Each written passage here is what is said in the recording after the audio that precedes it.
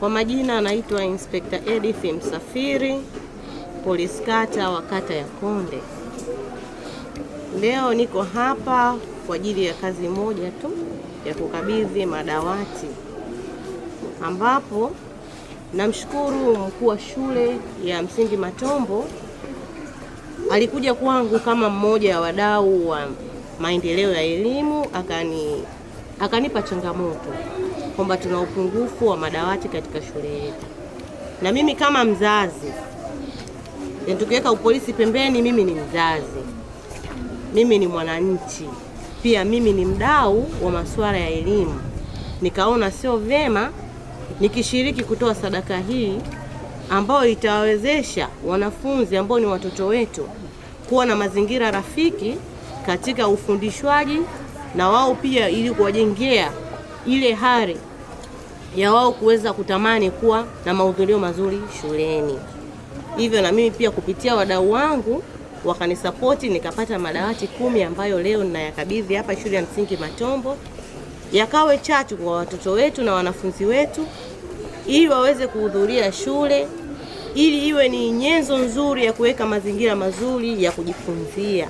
Ukifanya hapa mtoto akapata mazingira mazuri ya kujifunzia, naye akajifunza akafaulu vizuri mitihani yake, itapunguza uhalifu. Watoto wengi watatoka, watafaulu kwenda sekondari. Wakifika sekondari watafaulu mpaka vyuo vikuu. Mwisho wa siku tutapata wataalamu mbalimbali ambao ni product ya nini kutoka Matombo shule ya msingi.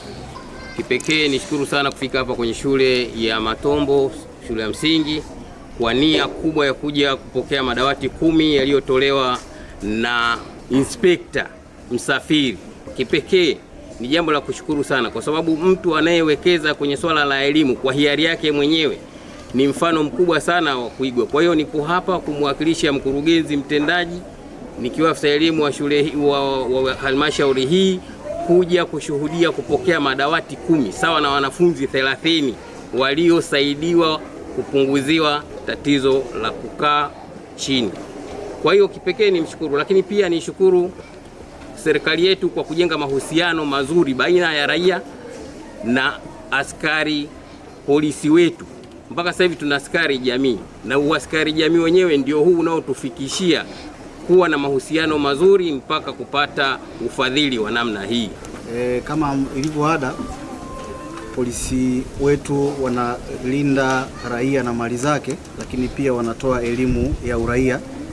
Lakini kwenye hili polisi kata ameamua kujitoa kwa ajili ya kufadhili wanafunzi kwa kutoa madawati 10, ambapo tunaenda kupunguza upungufu wa wanafunzi zaidi ya 30, ambapo sasa watakuwa wanakaa kwenye madawati kwa namna moja ama nyingine.